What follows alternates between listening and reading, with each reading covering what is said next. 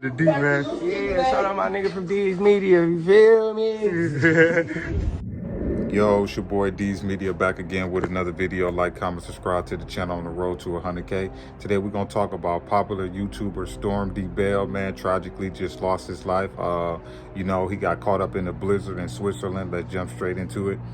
Um, I want to give a moment of silence for popular YouTuber Strom DeBell. My condolences go out to his family. This is a sad moment in the YouTube culture.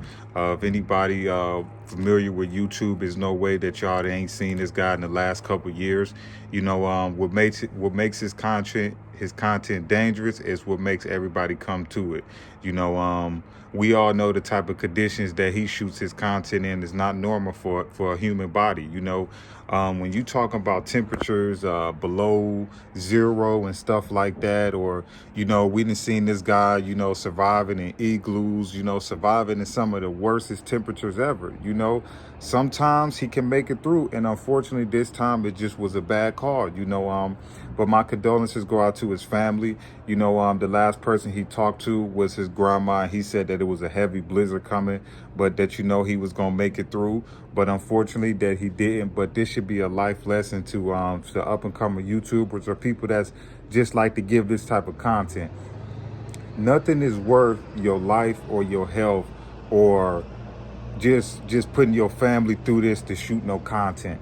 I get it. Everybody in the YouTube space try to come with a different approach. Everybody want to be different. Some people want to do the food reviews. Some people want to blog on the hip hop. Some people want to do the stream stuff like that. Some people want to just stream in game. So everybody trying to find their niche and run with it. But living in those type of conditions or being in those type of conditions just to shoot some content was not worth that man's life. And I'm here to say it, and I don't even know the dude, and I can imagine, how many countless of times his parents or loved ones tried to warn him about doing things like this. But I'm pretty sure, he blew up off of this. I'm pretty sure he got paid good money. If y'all watch his videos, he has certain things that would try to help him survive a cold, but I just don't think that it was worth his life, man.